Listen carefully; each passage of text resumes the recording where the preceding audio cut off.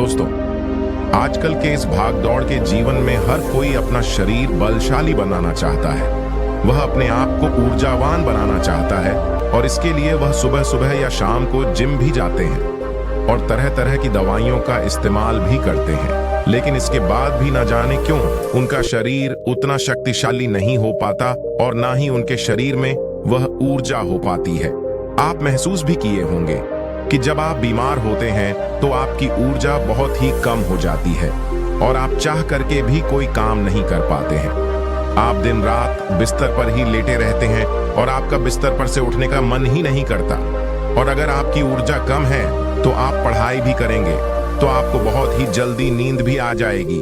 आपका पढ़ने लिखने का मन बिल्कुल भी नहीं करेगा और किसी भी कार्य में भी आपका मन नहीं लगेगा। आपको बहुत ही जल्दी थकावट लग जाएगी। इसलिए शरीर में ऊर्जा का होना बहुत ज्यादा जरूरी होता है। जिस इंसान के शरीर में जितनी अच्छी ऊर्जा होती है वह उतना ही चुस्त दुरुस्त और फुर्तीला होता है।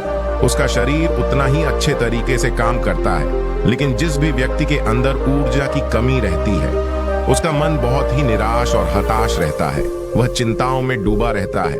उसका कोई भी काम करने का मन ही नहीं करता और उसे तमाम तरह की बीमारियां जकड़ लेती हैं। इसलिए शरीर में ऊर्जा का होना अति आवश्यक है। दोस्तों, आज के इस वीडियो में हम ऊर्जा बढ़ाने के तरीकों के बारे में आपको बताऊंगा, जिसे जान और समझ लेने के बाद आप खुद अपने अंदर की ऊर्जा को बढ़ा सकेंगे और खुद आप तरोताजा महसूस करेंगे। आपके शरीर के अंदर फुर्ती आ जाएगी। तो दोस्तों, इस वीडियो को छोड़ करके कहीं जाइएगा नहीं। दोस्तों, प्राचीन समय में सरयू नदी के किनारे बसे एक आश्रम में रोज की तरह गुरु अपने शिष्यों को तरह तरह की विद्या सिखाया करते थे। कुंडलिनी योग से लेकर के ध्यान करने तक वह सारी विद्याओं अपने शिष्यों को सिखाया करते थे। उन्हीं शिष्यों में एक सिद्धार्थ नाम का एक शिष्य था जिसका व्यवहार अन्य शिष्यों से बिल्कुल अलग था। उसके शरीर में ऊर्जा रहती ही नहीं थी। वह हर समय थका थका सा रहता था। एक बार की बात है, गुरु रोज की तरह अपने शिष्यों को ज्ञान का उपदेश दे रहे थे। उपदेश के बीच में ही सिद्धार्थ को नींद आ गई और गुरु की नजर अचानक सिद्धार्थ पर पड़ गई। फिर गुरु को गुस्सा भी आया। गुरु डांट कर बोलते हैं कि सिद्धार्थ, तुमने रात को ठीक से सोया नहीं था क्या, जो तुम्हें अभी इसी वक्त नींद आ रही है। सिद्धार्थ घबरा गया और वह तुरंत नींद से जाग गया और फिर कहने लगा कि गुरुवर माफ कीजिएगा, मैं रात को भी सोता हूं, फिर भी पता नहीं क्यों मुझे हर समय नींद आती रहती है। ऐसा लगता है कि शरीर में जान ही नहीं है। मैं बहुत जल्दी थक भी जाता हूं, चाह करके भी मैं कुछ कर नहीं पाता। गुरु, और मेरा पढ़ाई में भी बिल्कुल मन नहीं लगता। मैं तरह तरह के उपाय अपनाता हूं गुरु, और फिर भी मैं सफल नहीं हो पाता। हर समय ऐसा लगता है कि हमारे शरीर की ऊर्जा को किसी ने छीन लिया है। गुरु कहते हैं कि सिद्धार्थ, तुम बिल्कुल भी घबराओ नहीं। आज तुम्हारे साथ साथ मैं सभी शिष्यों को शरीर की ऊर्जा बढ़ाने के तरीके बता रहा हूं, जिसे तुम सब ध्यान पूर्वक सुनना। गुरु कहते हैं कि शिष्यों, सिर्फ अच्छा भोजन करने से शरीर में ऊर्जा नहीं बढ़ती। शरीर में ऊर्जा बढ़ाने के कई सारे कारण होते हैं। गुरु कहते हैं कि आश्रम में जो अनाज की खेती होती है तो क्या सिर्फ उसमें पानी डालने से फसलें अच्छी तैयार हो जाती हैं? सभी शिष्य कहते हैं कि नहीं गुरुवर, उसमें तो खाद माटी के साथ साथ तमाम चीजें डालनी पड़ती हैं, तब जाकर के फसल अच्छी तैयार होती है। गुरु कहते हैं कि अगर खेतों में पौधों को सिर्फ पानी ही डाला जाए तो क्या फसलों की पैदावार अच्छी होगी? सभी शिष्य कहते हैं कि नहीं गुरुवर, ऐसे में तो फसलें मुरझा जाएंगी। तब गुरु कहते हैं कि ठीक उसी प्रकार हमारे शरीर की भी हालत होती है। अगर हम सिर्फ खाना ही खाएंगे अच्छा तो भी हमारे शरीर में ऊर्जा नहीं पैदा होगी। अच्छी ऊर्जा पैदा करने के लिए कई सारे तरीके होते हैं। उनमें पहला तरीका है कम खाने की आदत डालो। तब शिष्य गुरु की इस बात को सुनकर के आश्चर्यचकित हो जाते हैं कि गुरुवर, अगर हम लोग बहुत कम खाना खाएंगे तो फिर हमारे शरीर में ऊर्जा कहां से आएगी? गुरु कहते हैं कि यही तो आज तक तुम सब समझ ही नहीं पाए। लोग सोचते हैं कि ज्यादा खाना खाएंगे तो शरीर में ताकत बढ़ेगी। ऐसा कुछ भी नहीं होता है। आप खाना पर्याप्त मात्रा में लीजिए, बल्कि मैं तो यह कहूंगा कि जितना आपको भूख है उससे थोड़ा कम ही खाइए। इससे क्या होगा कि जो आपके शरीर की प्राण ऊर्जा है वह भोजन को जल्दी से पचा देगी और जो बाकी ऊर्जा बचेगी वह आपके शरीर की टूटी फूटी कोशिकाओं की मरम्मत करने में मदद करेगी। इससे आपके शरीर की प्राण ऊर्जा को आपको शरीर की देखरेख करने के लिए बहुत समय मिल जाएगा। और आप जब खाना पर्याप्त मात्रा में लेते हैं, बहुत ज्यादा खाना नहीं खाते हैं, तो आपका शरीर हल्का रहता है। और जब आपका शरीर हल्का रहेगा, खाना बहुत अच्छे तरीके से पच जाएगा, तो बाकी लोगों की अपेक्षा आप बहुत हल्का और ऊर्जावान महसूस करेंगे। गुरु कहते हैं कि जो लोग ज्यादा खाना खाते हैं, उनके शरीर की सारी ऊर्जा सिर्फ खाने को ही पचाने में लग जाती है और कई घंटों तक तो उनका खाना पचता ही रहता है और ठीक से उनका पाचन भी नहीं हो पाता। पेट उनका भारी भारी सा रहता है। लेकिन जो व्यक्ति कम खाते हैं, उनका पाचन बहुत ही जल्दी हो जाता है और फिर बची हुई प्राण ऊर्जा शरीर की टूटी फूटी कोशिकाओं की मरम्मत करती रहती है। ऐसे लोग बहुत ही ऊर्जावान महसूस करते हैं। तुमने अजगर को तो देखा ही होगा। अजगर खाना खाने के बाद कई घंटों तक या यूं कहे कि कई दिनों तक यूं ही अस्वस्थ पड़ा रहता है। उसके शरीर की फुर्ती ही चली जाती है। ऐसे ही हम सबके साथ होता है। अगर हम ज्यादा खाना खाएंगे तो हमारे शरीर की सारी प्राण ऊर्जा पूरे दिन रात सिर्फ उस खाने को पचाने में लगी रहेगी। लेकिन अगर हम खाना पर्याप्त मात्रा में खाते हैं या जितना हमारी भूख है उससे कम खाते हैं, तो हमारे शरीर की बची हुई प्राण ऊर्जा हमारे शरीर की टूटी फूटी कोशिकाओं की मरम्मत करने में लग जाती है। गुरु कहते हैं कि पहले तो तुम सब ये करो कि जितना तुम्हें भूख है उससे थोड़ा कम खाओ और आज से ही इस रहस्यमय तरीके को अपनाना शुरू कर दो। इसका असर तुम्हें 1 हफ्ते में दिखने लगेगा। गुरु कहते हैं कि दूसरी बात जो तुम सबको याद रखनी है हमेशा ऊर्जावान बने रहने के लिए, वह यह है कि पौष्टिक भोजन खाओ। गुरु कहते हैं कि अधिकतर लोग तो सिर्फ पेट भरने के लिए खाना खाते हैं। उन्हें लगता है कि उनका पेट बस भर जाए तो सब ठीक हो जाएगा। तो ऐसा बिल्कुल भी नहीं होता है। आपके शरीर को विभिन्न प्रकार के विटामिन की जरूरत होती है। अगर आपके शरीर को पर्याप्त मात्रा में विटामिन से नहीं मिलेगा तो धीरे धीरे आपका शरीर कमजोर पड़ने लगेगा। मान लीजिए कि आपके शरीर में विटामिन ए ही कमी रहती है तो आपको रतौंधी रोग हो सकता है। अगर आप अपने खाने में कैल्शियम की मात्रा नहीं लेते हैं तो इससे आपकी हड्डियां कमजोर हो जाएंगी और उनमें दर्द भी हो सकता है। हड्डियों को मजबूत करने के लिए सबसे अच्छा तरीका है कि आप दूध का सेवन करें और आप थोड़ा समय धूप में समय बिताएं। इससे क्या होगा कि विटामिन डी धूप में त्वचा के नीचे पर्याप्त मात्रा में बन जाएगी। सूर्य के प्रकाश में ही विटामिन डी का निर्माण होता है और उसका निर्माण आपकी त्वचा के नीचे होता है, जो आपके शरीर की हड्डियों को मजबूत बनाने में अति आवश्यक होता है। इससे आपकी त्वचा की चमक भी बढ़ती है और आप तंदुरुस्त भी रहेंगे। गुरु कहते हैं कि खाने में अच्छा और पौष्टिक भोजन लो और जितना ज्यादा हो सके प्राकृतिक भोजन खाओ, उससे तुम्हारा मन शांत रहेगा।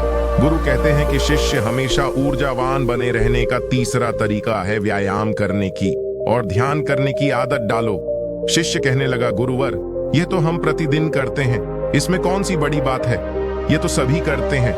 गुरु कहते हैं कि हाँ, बात तुम्हारी सही है, लेकिन अगर व्यायाम की और ध्यान को एक निश्चित समय पर ना किया जाए, जब मन में आया तब कर लिए, तो ऐसे करने से कोई मतलब नहीं होता है, बल्कि उसका शर पर बुरा असर तुम्हें देखने को मिलेगा। इसलिए सबसे ज्यादा जरूरी यह है कि व्यायाम और ध्यान को एक निश्चित समय में करो। गुरु कहते हैं कि प्रातः के समय व्यायाम शुरू करो, फिर होगा क्या कि तुम्हारे शरीर की ऊर्जा बढ़ने लगेगी और तुम्हारे शरीर में फुर्ती भी आने लगेगी, क्योंकि व्यायाम करने से शरीर के सभी अंग मजबूत होते हैं और उनके कार्य करने की क्षमता भी बढ़ती है। तो इससे तुम दिन में काफी समय तक ऊर्जा से भरे रहोगे, ऊर्जावान महसूस करोगे। जब धीरे धीरे ऊर्जा घटने लगेगी तो फिर अगला दिन आ जाएगा, तो तुम अगले दिन ठीक उसी समय पर व्यायाम करना। तुम्हारा शरीर ऊर्जा से भरा रहेगा। लेकिन सबसे ज्यादा जरूरी यह है कि व्यायाम और ध्यान को एक निश्चित समय पर करना, तभी इसका प्रभाव तुम्हें देखने को मिलेगा। और प्रतिदिन तुम सुबह और रात को जब सोने जाओ तो ध्यान में लीन हो जाओ। ध्यान की ताकत बहुत ही ज्यादा बड़ी होती है। ध्यान से तुम खुद के मन और मस्तिष्क को काबू में कर सकते हो। ध्यान से तुम्हारे शरीर की प्रक्रिया अच्छे तरीके से चलेगी। ध्यान में बहुत ताकत होती है। तुम सुबह और ध्यान की गहराइयों में जरूर जाना। गुरु कहते हैं कि शिष्यों, चौथा उपाय है अपने शरीर की ऊर्जा बढ़ाने का। वह यह है कि तुम्हें चिंता को अपने कब्जे में करना होगा। गुरु कहते हैं कि शिष्यों, अभी तुम सब बच्चे हो, अभी तुम सबको उतनी फिक्र नहीं है, लेकिन जब तुम धीरे धीरे बड़े होने लगोगे तो तुम्हारे ऊपर भी जिम्मेदारियों का बोझ आएगा, तो तुम्हारे ऊपर तमाम कामों का बोझ रहेगा।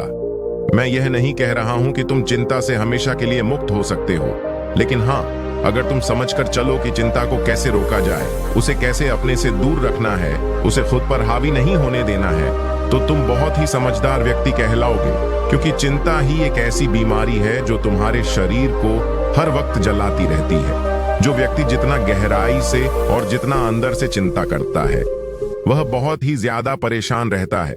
उसके शरीर की ऊर्जा को चिंता खुद छीन लेती है, और जिसके जीवन में चिंता ज्यादा है वह मानसिक रूप से भी बीमार रहता है।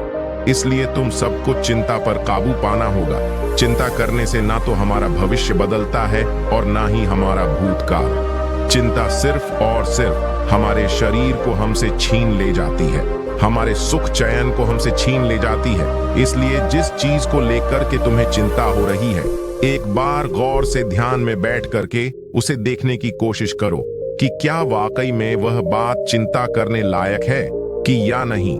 तब तुम पाओगे कि तुम 70 से 80% तो चिंता बेफजूल की बातों को लेकर के सोच रहे हो, जिनका कि वास्तव में कोई मतलब नहीं है। जिस भी बात को तुम जितना ज्यादा पकड़ कर रखोगे, वह बात तुम्हें बहुत ही ज्यादा सताएगी। इसलिए जो हो रहा है उसे होने दो, क्योंकि अगर तुम्हारा शरीर स्वस्थ रहेगा, तुम ऊर्जावान बने रहोगे, तो तुम चिंता से भी निपट लोगे। इसलिए शिष्यों, अगर तुम्हें ऊर्जावान बने रहना है तो चिंता को अपने काबू में करना होगा, और इसके लिए आप प्रतिदिन ध्यान और व्यायाम की आय क्रिया जरूर शुरू करो। गुरु कहते हैं कि हमेशा ऊर्जावान बने रहने का 5वां नियम है, समय की गति के अनुसार चलो।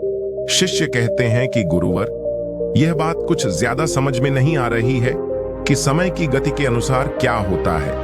गुरु कहते हैं कि जब सुबह होती है तो चिड़ियां चहचहाने लगती हैं, पौधों के फूल खिल जाते हैं, पत्तियां हरी भरी हो जाती हैं, वह भी सूर्य के प्रकाश में अपने भोजन का निर्माण करने लगती हैं, कलियां भी खिलने लगती हैं, और चारों तरफ पेड़ पौधे ऊर्जा से भर जाते हैं। इसी प्रकार तुम्हारा शरीर भी होता है। अगर सूर्य निकलने से पहले तुम नहीं उठते हो बिस्तर से, तो तुम्हारे शरीर की ऊर्जा कम होने लगती है। प्रकृति के साथ खुद को तालमेल बनाकर चलो। जब सूर्य उगता है उससे पहले तुम सब अपने बिस्तर से उठ जाओ, और जब सूर्य अस्त होने लगता है तो उस समय भी तुम सब सोने चले जाओ। अगर तुम सब सही काम को सही समय पर करते हो तो तुम्हारा शरीर हमेशा ऊर्जावान बना रहेगा। जो व्यक्ति आलसी होता है, सूर्य निकलने के बाद उठता है और रात भर जागता रहता है, दिन में सोता रहता है, तो उसके शरीर की ऊर्जा क्षीण होने लगती है। अगर तुम प्रकृति के साथ खुद को तालमेल बैठाकर नहीं चलोगे तो तुम्हारे शरीर की ऊर्जा कम होने लगेगी। इसलिए अपने सभी कार्यों को समय के अनुसार करो। जब तुम समय के अनुसार कार्य को करोगे तो तुम्हारा शरीर भी स्वस्थ रहेगा और तुम्हें कार्य करने की चिंता भी नहीं रहेगी, क्योंकि तुमने अपने कार्य को सही समय पर कर लिया। कुछ लोगों को नींद रात में इसलिए नहीं आती है क्योंकि एक तो चिंता उन्हें बहुत सताती रहती है, और दूसरी बात यह है कि वह समय के अनुसार चलते भी नहीं। इसलिए अगर तुम्हें लंबी जिंदगी जीना है तो अपने कार्यों को समय के अनुसार करो। गुरु कहते हैं कि हमेशा ऊर्जावान बने रहने का 6वां नियम है, खुद पर ध्यान दो। गुरु कहते हैं कि यह बहुत ही शक्तिशाली नियम है। खुद पर ध्यान देने का मतलब ये है कि तुम सब खुद से खुद को प्यार करो, खुद के लिए अच्छा सोचो।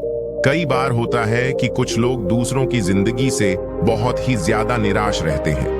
अगर कोई दूसरा विकास कर रहा है तो उससे बहुत ही ज्यादा परेशान रहते हैं। उससे उनके अंदर जलन की भावना उत्पन्न होने लगती है, और जो व्यक्ति दूसरों के विकास से दुखी रहता है तो उसके अंदर जलन की भावना पैदा हो जाती है, तो धीरे धीरे उसका शरीर ऊर्जा से क्षीण होने लगता है। इसलिए दूसरों पर ध्यान देने की बजाय खुद पर ध्यान दो, खुद को बेहतर बनाने में लग जाओ। जब तुम पूरी ऊर्जा के साथ खुद को बेहतर बनाने में लगोगे तो तुम्हारे कार्य जरूर सफल होंगे। वह व्यक्ति अपने जीवन में कभी भी सफल नहीं हो पाता जो हर समय दूसरों के बारे में सोचता रहता है, दूसरों की बुराई के बारे में सोचता रहता है, दूसरों से जलन की भावना रखता है। उस व्यक्ति की ऊर्जा कभी भी अच्छी नहीं रहती। लेकिन वहीं पर जो व्यक्ति अपने बारे में अच्छा सोचता है और दूसरों के भी बारे में अच्छा सोचता है तो उसकी ऊर्जा हमेशा बनी रहती है। इसलिए अपनी ऊर्जा को अगर बढ़ाना है तो खुद के बारे में अच्छा सोचो और खुद से बहुत प्यार करो। जब कोई इंसान किसी दूसरे व्यक्ति से जलता रहता है तो उसके हार्मोन्स नकारात्मक होने लगते हैं और हार्मोन्स नकारात्मक होने लगते हैं और अच्छे हार्मोन्स कभी भी उसके शरीर से स्रावित ही नहीं हो पाते, जिससे उसकी ऊर्जा कम होने लगती है। लेकिन वहीं पर जो अच्छा सोचता है, पॉजिटिव रहता है, तो उसके शरीर के सभी हार्मोन्स सकारात्मक तरीके से निकलते रहते हैं, जिससे उसके शरीर में ऊर्जा बनी रहती है। गुरु कहते हैं कि हमेशा ऊर्जावान बने रहने का 7वां नियम है, सकारात्मक रहे। कैसी भी सिचुएशन तुम्हारी जिंदगी में आ जाए, तुम्हें हमेशा सकारात्मक बने रहना होगा। जो व्यक्ति जितना ज्यादा सकारात्मक होता है, उसकी सोच उतनी ही ज्यादा सकारात्मक होती है। वह उतना ही अच्छे तरीके से परेशानियों से निपट सकता है। लेकिन जिसके दिमाग में हमेशा नकारात्मक बातें ही भरी रहती हैं, वह नकारात्मक बातें ही सोचता रहता है, तो उसकी ऊर्जा लगातार नीचे की तरफ बहती रहती है, जिससे उसके शरीर की ऊर्जा धीरे धीरे क्षीण होने लगती है। लेकिन जिस भी व्यक्ति के अंदर सकारात्मक भावनाएं पैदा होती हैं, सकारात्मक बातें वह सोचता है, तो उसके अंदर की ऊर्जा ऊपर की तरफ बहती है। और जब ऊर्जा ऊपर की तरफ बहती है तो वह किसी भी कार्य पर, किसी भी तत्व पर बहुत ही अच्छे तरीके से सोच पाता है। और जब वह किसी कार्य को करता है तो उसमें वह सफल जरूर होता है। इसीलिए शिष्यों, हमेशा सकारात्मक बने रहना बहुत ज्यादा जरूरी होता है। जरूरी नहीं कि हर पल आप सकारात्मक ही रहें, लेकिन अगर आपकी सोच सकारात्मक है तो आप तमाम तरह की मुश्किलों से पार पा सकते हैं, मुश्किलों को अपनी जिंदगी से हरा सकते हैं। इसलिए सकारात्मक सोच के साथ आगे बढ़ने का प्रयास जरूर करो। गुरु कहते हैं कि शिष्यों, ये 7 नियम अगर तुम सब अपना लेते हो तो तुम्हारे शरीर की ऊर्जा कभी भी कम नहीं होगी। हमेशा तुम ऊर्जावान बने रहोगे। और सिद्धार्थ, तुम तो मेरी यह 7 बातें आज से ही अपनाना शुरू करो, और अभी से, ताकि तुम्हारे शरीर की ऊर्जा ऊपर की तरफ बहे और तुम सकारात्मक सोच सको। जब तुम्हारे शरीर की ऊर्जा ऊपर की तरफ बहेगी तो तुम्हें नींद भी समय पर आएगी। हर पल तुम्हें नींद नहीं आएगी और तुम्हारा शरीर ऊर्जा से भरा रहेगा। गुरु यह 7 नियम बता करके शांत हो जाते हैं। तभी सभी शिष्य खड़े होते हैं और गुरु को प्रणाम करते हैं और उनका धन्यवाद करते हैं, और सब लोग अपने अपने कार्यों में वापस लग जाते हैं। तो मित्रों, मुझे भी उम्मीद है ऊर्जा बढ़ाने के 7 तरीके आपको भी बहुत अच्छे तरीके से समझ में आ ही गए होंगे। और अगर वीडियो अच्छी लगे तो आप अपने दोस्तों को जरूर शेयर कीजिएगा। और अगर आप पहली बार हमें सुन रहे हैं तो हमसे जुड़ने के लिए इस चैनल को सब्सक्राइब करना मत भूलिए। आप और आपका परिवार हमेशा खुश और प्रसन्न रहे। धन्यवाद।